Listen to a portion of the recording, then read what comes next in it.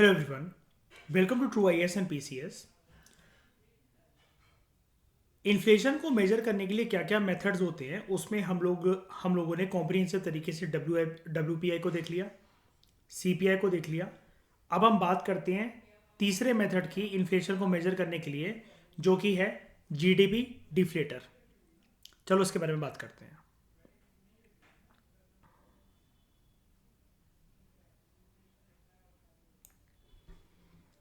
GDP deflator, सबसे पहले तो एक बात आप याद रखना, ये रेशियो की टर्म्स में एक्सप्रेस करा जाता है।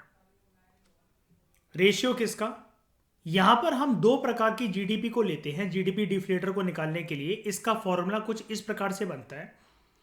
जीडीपी को करंट प्राइसेस पे निकालना और उसको डिवाइड करना जीडीपी एट कांस्टेंट प्राइसेस से।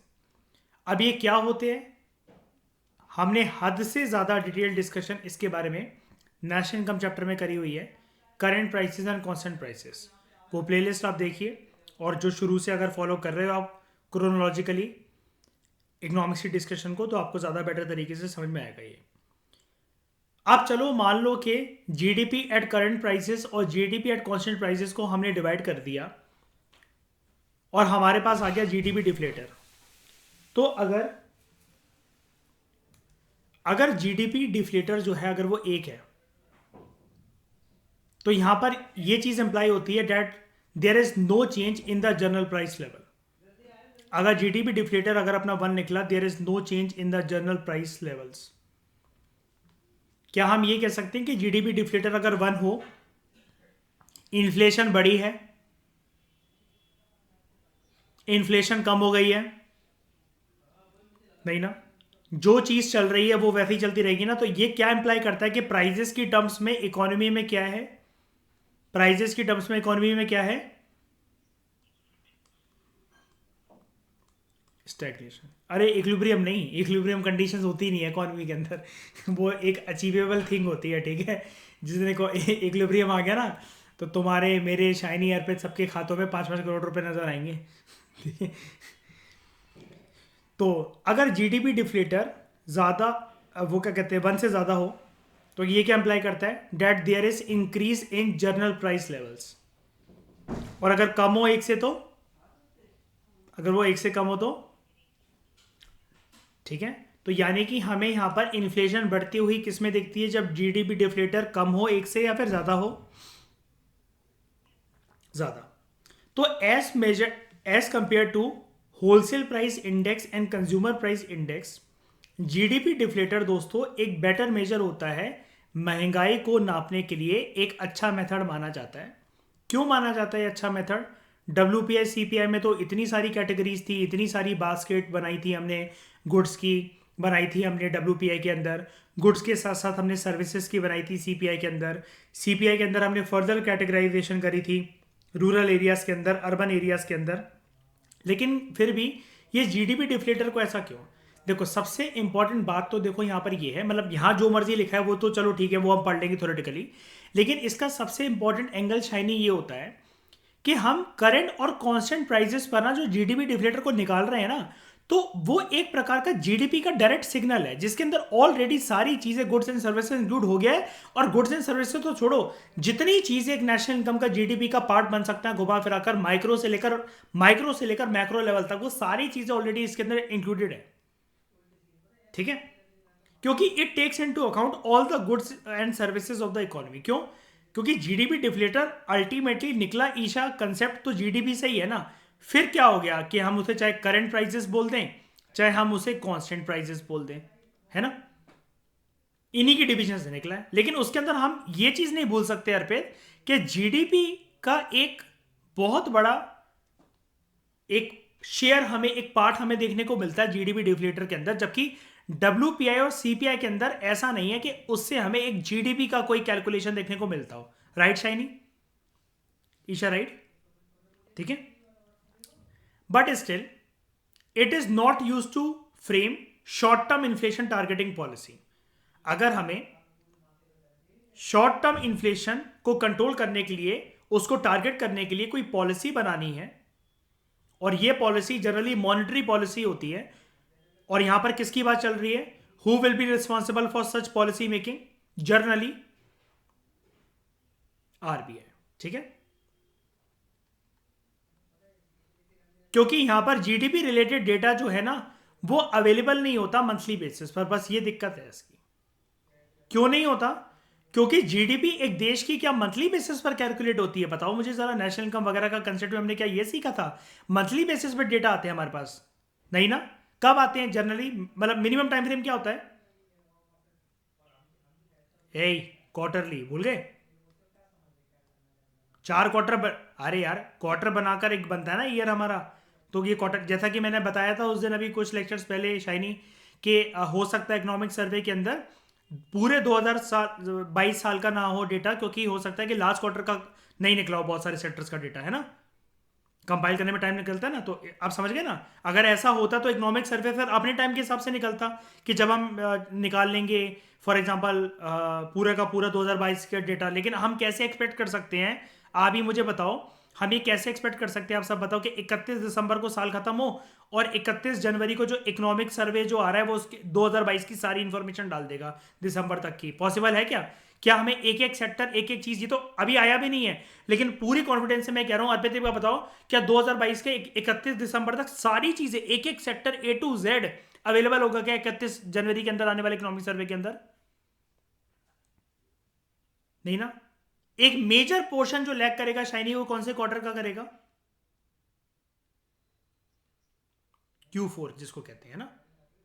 और ये क्वार्टर वाली डिस्कशन भी हम जानेंगे। अखबारों के अंदर आपने सुना होगा ना, जैसे एक इकोनॉमी का आर्टिकल या फ्रंट पेज पर द हिंदू इंडियन एक्सप्रेस के अंदर एक बहुत बड़ा एक चीज चली आती है कि रिसेंटली गवर्नमेंट ने, आरबीआई ने या फलानी मिनिस्ट्री ने Q4 के रिजल्ट्स अनाउंस कर दिए इस चीज के, Q2 के रिजल्ट्स अनाउंस कर दिए इस चीज के। उस पर काफी दिन तक एडिटोरियल डिस्कशन वगैरह ये सब आता रहता है ना। क्योंकि जब वो डेटा आता है ना, तो comparative analysis, previous decades, previous year, दूसरे स्कीम से उसको कंपेयर करना, पैसा क्या बढ़ा है, क्या खर्च हुआ है, क्या इस एलोकेशन जो करा गया है वो किस बेसिस पर करा गया है, क्या बेनिफिशियरीज को टारगेट मिला है कि मतलब बेनिफिट जो टारगेटेड बेनिफिशियरीज है उनको लाभ मिला है कि नहीं मिला है। बहुत सारी डिबेट ऐसे छिड़ जाती हैं हमारी। वो डिबेट्स और क्या कब क्या निकला ये इंपॉर्टेंट नहीं है, लेकिन हमारी ये स्टैटिक पोर्शन की इंफॉर्मेशन इंपॉर्टेंट है। बस इस वजह से नहीं करा जा सकता इसको, क्योंकि मंथली बेसिस पर हमारे पास देश में जीडीपी का डेटा नहीं रहता है। ना जीडीपी एट करंट प्राइजेस, ना GDP at constant prices. Overall GDP का डेटा ही मिनिमम जो हमारे पास अवेलेबल रहता है वो क्वार्टर का रहता है। और क्वार्टर का भी ऐसा नहीं रहता है कि जनवरी से मार्च तक का एक क्वार्टर अगर कंप्लीट हुआ तो 31 मार्च को वो डेटा आ जाएगा। अगला क्वार्टर के खत्म होने तक हो सकता है कि फर्स्ट क्वार्टर का डेटा हो आए हमारे पास, राइट शाइनी? कंपाइलेशन में टाइम लगता है कि नहीं लगता है? अब बात करते हैं एक कंसेप्ट की दोस्तों, again a very important concept, PPI, producer price index. इसके बारे में स्टूडेंट्स जनरली हो सकता है सुन रखा हो स्टूडेंट्स ने, लेकिन मोर देन 50 स्टूडेंट्स तो पीपीआई को भी नहीं जानते हैं। सीपीआई तो सुन रखा होता है, कंसेप्ट नहीं जानते हैं। डब्ल्यूपीआई सुन रखा होता है, कंसेप्ट नहीं जानते हैं। जीडीपी डिफ्लेटर 70% स्टूडेंट्स नहीं जानते हैं कि क्या निकालना है, कैसे निकालना है। अब ये वाला जो कंसेप्ट है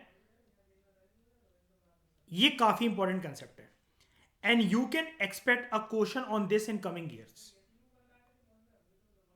ठीक है, चाहे स्टेट पीएससी हो, चाहे वो यूपीएससी हो, या कोई भी एग्जाम हो, उसके अंदर आप कमिंग ईयर्स में इसके ऊपर क्वेश्चन पक्का एक्सपेक्ट कर सकते हो। एंड इसके ऊपर क्वेश्चन इतना इंपॉर्टेंट हो जाता है कि ये क्वेश्चन आपको मेंस पर्सपेक्टिव से भी आ सकता है। अब आपके दिमाग में क्वेश्चन आया होगा कि सर ये प्रोड्यूसर प्राइस इंडेक्स है, ये जो फूड इंडेक्स है सीपीआई वाला, या डब्ल्यूपीआई वाला जो फूड इंडेक्स है, या FA food and agriculture organization का एफएओ का फूड इंडेक्स है, उसकी तरफ फालतू इंडेक्स नहीं है। तो इसको यहां क्यों नहीं डाला हमने? हमने इसको इस कंटेक्स्ट में क्यों नहीं पढ़ा? Methods to measure inflation. जब डब्ल्यूपीआई की बात हो रही है, सीपीआई की बात हो रही है, तो पीपीआई भी लिख देते हैं यहां पर। देखो, जो सीपीआई और डब्ल्यूपीआई है ना, यहां पर जनरली किसके एंगल से इन्फ्लेशन मेजर कर जाती है? इन्फ्लेशन देश में गुड्स एंड सर्विसेज का महंगा होना, इसका इंपैक्ट किसके नजरिए से हम लोग देख रहे थे कि महंगी चीजें किसके लिए हुई हैं?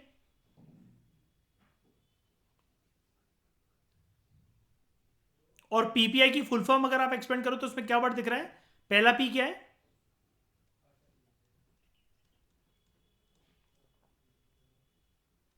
और एक बात बता दूं जरा शाइनी, अगर भयंकर लेवल पे अगर किसी एग्जामिनर को क्वेश्चन बनाना होगा ना, अगर तंग करने के लिए स्टूडेंट्स को, तो वो कंपैरिजन भी करवा सकता है पीपीआई, डब्ल्यूपीआई और सीपीआई की। आधे स्टूडेंट्स तो एग्जामिनेशन हॉल से बाहर निकलने के बाद ये प्रण ले लेंगे कि हम यूपीएससी मटेरियल नहीं है, हम नहीं बने शायद से इसके लिए।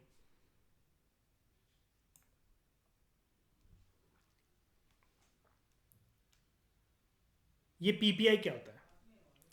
पीपीआई ना मेजर करता है प्राइस चेंजेस को from the perspective of producers. यानी कि प्राइस चेंजेस क्या? प्राइस का चेंज होना, यानी कि इन्फ्लेशन का उतना ही रहना, इन्फ्लेशन का बढ़ना या इन्फ्लेशन का गिरना, राइट? तीन ही सिचुएशन हो सकती है कि नहीं हो सकती हैं? अप डाउन और रिमेनिंग सेम प्राइसेस का, हाँ कि ना? ठीक है, तो पीपीआई मेजर करता है प्राइस चेंजेस को from the perspective of producers. और यहां पर जो मैंने आपको ऊपर अभी बताया अर्पित, ये वही चीज है। वेयरएस जो सीपीआई है, यहां पर डब्ल्यूपीआई की बात इसलिए नहीं चल रही है अर्पित, या कोई भी, मतलब आप सबको बोल रहा हूं मैं, क्योंकि डब्ल्यूपीआई के अंदर एक एंगल कौन सा मिसिंग है? अरे यार, सर्विसेज। और कंज्यूमर जो है वो क्या सर्विसेज कंज्यूम नहीं करता क्या?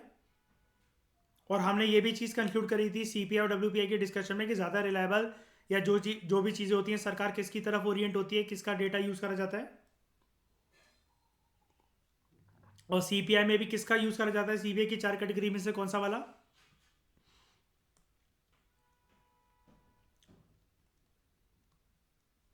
कंबाइंड। ठीक है, सीपीआई जो है वो मेजर करता है प्राइस चेंजेस को फ्रॉम द कंज्यूमर्स या फ्रॉम द बायर्स पर्सपेक्टिव, एक ही बात है। जबकि पीपीआई क्या मेजर कर रहा है? प्राइस चेंजेस को from the perspective of producers. इसको समझते हैं कैसे। आप कहोगे, दिमाग में एक चीज आई होगी ना ईशा, ये प्रोड्यूसर्स की वजह से ही तो इन्फ्लेशन हो रही है, मतलब जो गुड्स एंड सर्विसेज वो महंगे बेच रहे हैं, है ना? तो इनके नजरिए से क्या फायदा है फिर अर्पित इसको इन्फ्लेशन को देखने का? याद करते हैं अपनी उस वाली चीज को, बेसिक डिस्कशन को। किसी भी गुड्स एंड सर्विसेज को, या जनरली चलो गुड्स पे रहते हैं अभी अभी के लिए, हमें क्या चाहिए होता है? Factors of production. हमने क्या रूल पढ़ा था कि अगर वो महंगे हो जाएं तो प्रोड्यूसर के हाथ में कुछ चॉइस है क्या?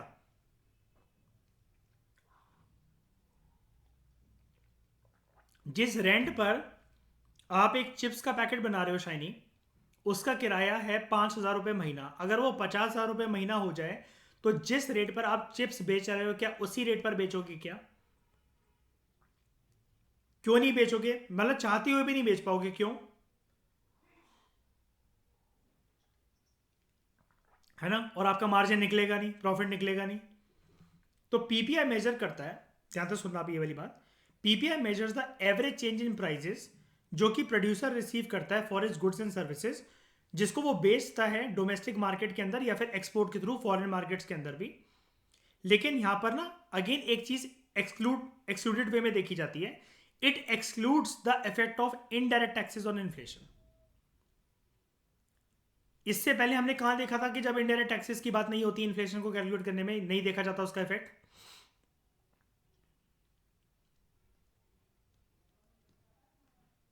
ठीक है, PPI takes into account both goods and services, दोनों को लेता है, लेकिन फिर भी यहां पर किसका इफेक्ट एक्सक्लूड हो जाता है? Indirect taxes. तो बस यही चीज शाइनी इसको अलग बनाता है डब्ल्यूपीआई से, वरना तो ये पूरी डेफिनेशन सेम ही थी। बस यहां पर एक ही तो बंदा अलग हुआ। डब्ल्यूपीआई में कंज्यूमर, इधर हो जाता प्रोड्यूसर, और खेल ही खत्म हो जाता, फिर इस कंसेप्ट की कोई डिस्कशन ही नहीं होती। लेकिन यहां पर यह देखा जाता है एक प्रोड्यूसर जो है उसको क्या प्राइसेस मिल रहे हैं अपने गुड्स एंड सर्विसेज को बेचने के बाद। अब वो जो एवरेज चेंज जो प्राइसेस के अंदर होते हैं जो कि प्रोड्यूसर रिसीव करेगा, अब ये कैसे रिसीव करेगा? मतलब जिस रेट पे वो क्या करेगा, जिस रेट के अंदर वो क्या करेगा, बेचेगा। और उसका बेचना किसी भी गुड को किस चीज के ऊपर डिटरमाइन करता है कि गुड्स को प्रोड्यूस करने के लिए किन चार चीजों में चेंजेस आए हो, किन चार चीजों के रेट में फर्क आए हो। ऑर्डर में बोलो। लैंड, लेबर, चारों के कॉम्बिनेशन को क्या कहेंगे? तो ये वाली बात ऐड कर लेना यहां पर, ठीक है। Factors of production. Now there is a bias of double or multiple counting inherent under WPI. यहां पर डब्ल्यूपीआई की थोड़ी मतलब वो हो रही है कि डब्ल्यूपीआई के अंदर एक ना हमें बायसनेस देखने को मिलती है, that there is a problem of double counting और मल्टीपल काउंटिंग। ये प्रॉब्लम ऑफ डबल काउंटिंग जो है हम किस कंटेक्स्ट में बात करते थे नेशनल इनकम में, बताओ? इंटरमीडिएट गुड्स, ठीक है। इसको अवॉइड करा जा सकता है डबल काउंटिंग जो डब्ल्यूपीआई में कभी कभार हो जाती है यूजिंग पीपीआई। एक बात याद रखना, अब इसकी कैलकुलेशन में हमें नहीं जाना है because we are not doing here MPhil in economics या फिर इकोनॉमिक्स एज अ ऑप्शनल नहीं ले रहे हैं हम लोग यहां पर। ऐसा देखा जाता है कि डब्ल्यूपीआई में एक दिक्कत, एक कैलकुलेशन सरकार को कभी कभार डबल काउंटिंग से भी ज्यादा मल्टीपल काउंटिंग की देखने को मिल जाती है। यानी कि डब्ल्यूपीआई में सिर्फ क्या चीजें थी? गुड्स। कितने गुड्स थे? बास्केट कितने की थी? 6, 9, 7 कमोडिटीज की, ठीक है। उसकी जो दिक्कत है ना डबल और मल्टीपल काउंटिंग की, वो पीपीआई सॉल्व कर देता है। कैसे? मुझे नहीं लेना देना उससे कुछ, मैं एमफिल और पीएचडी करने नहीं आया हूं यहां पर, मुझे ज्ञानी नहीं बनना, मुझे एग्जाम निकालना है। गवर्नमेंट ऑफ इंडिया ने 2014 के अंदर बीएन गोल्डर कमेटी बनाई थी ये एग्जामिन करने के लिए कि वेदर और not PPI should replace the WPI, और उसके लिए एक मेथोडोलॉजी सजेस्ट करने को बोली गया था इस कमेटी को। क्योंकि एक बात बताओ ना शाइनी, जब डब्ल्यूपीआई में दिक्कतें हैं और उसकी दिक्कतें पीपीआई ठीक कर रहा है, तो डब्ल्यूपीआई को खत्म कर दो और पीपीआई को ले आते हैं, तो हमारे देश में 3 मेथड्स हो जाएंगे इन्फ्लेशन को देखने के। एक प्रोड्यूसर के परस्पेक्टिव से पीपीआई आ जाएगा जिसके अंदर सर्विसेज भी इंक्लूड है, अच्छी बात ही होगी। सीपीआई तो है ही, ठीक है, जो रूरल अर्बन को देखेगा, और जीडीपी डिफ्लेटर है जो कि पूरी जीडीपी को देख लेगा। बस उसकी दिक्कत ये है कि वो मंथली बेसिस पर रिजल्ट नहीं दे पाएगा, वो मिनिमम क्वार्टरली या फिर एक साल का टाइम फ्रेम तो लगाएगा ही लगाएगा, ठीक है। इस कमेटी ने क्या रिकमेंडेशन दी कि हमें शिफ्ट कर जाना चाहिए फ्रॉम डब्ल्यूपीआई टू पीपीआई एक एक्सपेरिमेंटल बेसिस पर, कि देख लेते हैं क्या इससे इस मतलब अगर हम इस मेथड को अपनाते हैं पीपीआई को इन्फ्लेशन को मेजर करने के लिए और डब्ल्यूपीआई को टोटल तरीके से बर्खास्त करते हैं, और डब्ल्यूपीआई को हटाना भी तो ठीक है ना फिर, बताओ ईशा। जब डब्ल्यूपीआई को तो सरकार वैसे भी यूज नहीं कर रही है, सीपीआई की तरफ ही रिलाई कर रहे हैं, तो डब्ल्यूपीआई में कुछ ना कुछ कमियां तो हैं। और सबसे बड़ी कमी ये है अर्पित कि सर्विसेज को तो देखा ही नहीं जाता है उसके अंदर, और कंज्यूमर का जो इंपैक्ट निकलता है इन्फ्लेशन को देखकर, चीजें जो महंगी हो जाती हैं, सर्विस एक बहुत बड़ा फैक्टर है। हमारी मेजर चीजें अर्पित, खाने को तो हम 30 दिन ब्रेड बटर भी खा लेंगे, पूरी पूरी सैलरी बच जाएगी ऑलमोस्ट हमारी, लेकिन क्या सर्विसेज को अवॉइड कर सकते हैं क्या? बिजली का बिल, रेंट देना होता है, बाइक में पेट्रोल भरवाना होता है, इनको क्या अवॉइड कर सकते हैं क्या हम लोग? नहीं, ठीक है। Data from supply use tables, इसको यूज करना चाहिए to be use to compute experimental के बेसिस पर पीपीआई को यूज करने के लिए, ठीक है। सप्लाई यूज टेबल्स का मतलब क्या होता है? मतलब हमें data from the producers point of view लेना चाहिए। अभी तक हम ऊपर कंज्यूमर्स पॉइंट ऑफ व्यू में बास्केट बनाते थे। सप्लाई यूज टेबल का मतलब आप कंफ्यूज होते हो ना कि ये क्या वर्ड है। बेसिकली ये चीज ये होती है कि प्रोड्यूसर्स के पर्सपेक्टिव से हमें एक बास्केट बनानी पड़ेगी प्रोडक्शन के बेसिस पर, ठीक है।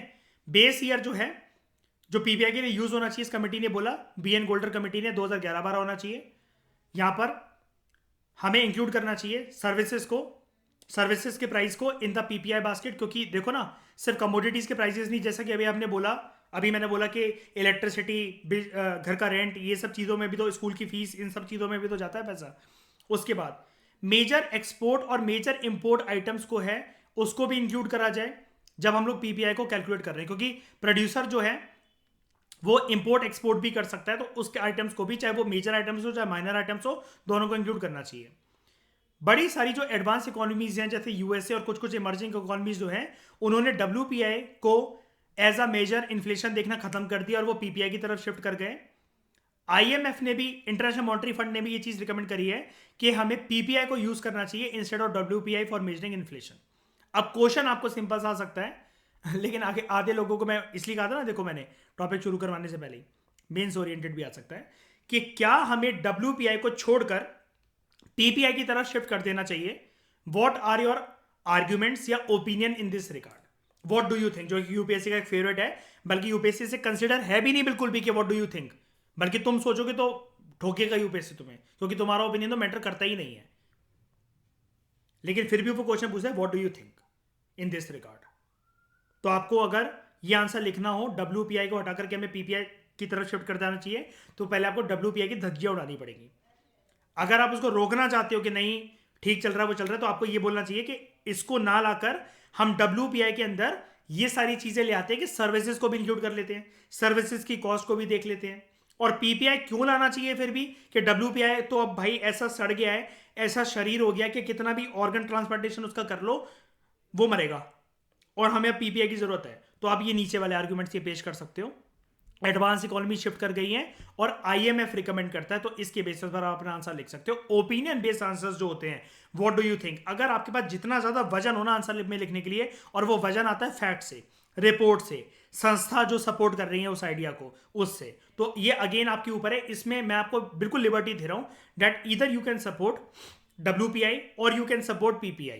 एक की धज्जियां उड़ाकर दूसरे को सपोर्ट कर सकते हो, लेकिन यू शुड हैव अ वजन in your answer, you should have a weight in your answer. कि एक चीज को अगर आप डिसरिगार्ड कर रहे हो, डिस्कार्ड कर रहे हो, तो क्यों कर रहे हो, दूसरे को एक्सेप्ट करने की बात कर रहे हो, पुराने वाले को रिप्लेस कर तो क्यों कर रहे हो। फिर आप कमिटी वमिटी के बारे में भी लिख सकते हो कि उन्होंने ये बोला और इसको हमें कर देना चाहिए। लेकिन सवाल तो बस यही आके अटक जाता है ना कि बच्चों को जब CPI नहीं पता, WPI नहीं पता, तो क्या PPI और WPI का घंटा कंपेरिजन करेंगे। समझ में आई ये वाली चीजें सारी, बताओ अच्छे से आ गया।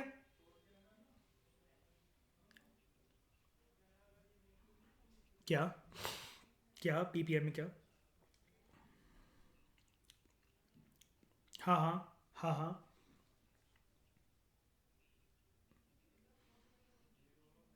हाँ, ये बेसिकली प्रोड्यूसर, हाँ बोल।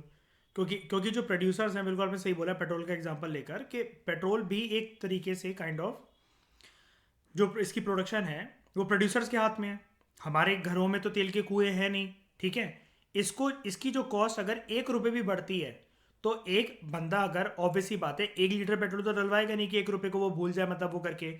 अगर यही चीज़ें होती तो फिर ये जो मोबाइल वाले जो रिचार्ज जो कंपनियां हैं, जैसे काइंड ऑफ ये सारी की सारी टॉक टाइम कंपनियां, फिर ये हर महीने बढ़ा लें ऐसे, तो 5-5 10-10 रुपये। अब हम कहें कि ये क्या हो गया 5-5 10-10 रुपये से, ठीक है। लेकिन उसका एक मेजर इम्पैक्ट जो पेट्रोल और इन सारी चीज़ों का पड़ता है वो 200 करोड़ की आबादी पे पड़ता है हमारी देश पर, है ना।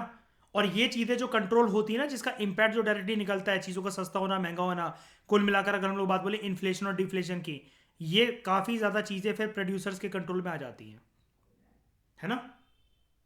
और WPI के अंदर तो पहली बात है ना कि सर्विसेज को तो नज़रअंदाज ही करा जा रहा है टोटल तरीके से।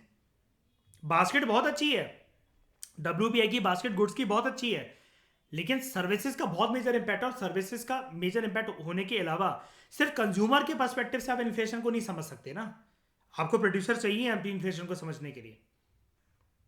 क्योंकि कंज्यूमर्स तो वो है कि उसके ऊपर इंपैक्ट पड़ा है, लेकिन ये इंपैक्ट ला कौन रहा है, तो उसके लिए तो ये है ना डिटरमाइनिंग फैक्टर अर्पित, है कि नहीं। वो तो आफ्टर इफेक्ट के अंदर आ गया ना, वो तो WPI तो, कि जो चीजें हो चुकी है उसका इंपैक्ट निकला है कंज्यूमर्स के ऊपर, है ना। लेकिन स्टार्टिंग पॉइंट तो यही हुआ ना, फिर बताओ। ये चीज है। ओके, किसी को कोई डाउट यहां पर, अर्पित समझ में आ गया, सब कुछ क्लियर है, सबको क्लियर है, जल्दी बताओ। ओए मरे मरे नहीं बैठना, जल्दी बताओ, काली धूम है तब मानोगे। हाँ, चलो, thank you very much for discussion.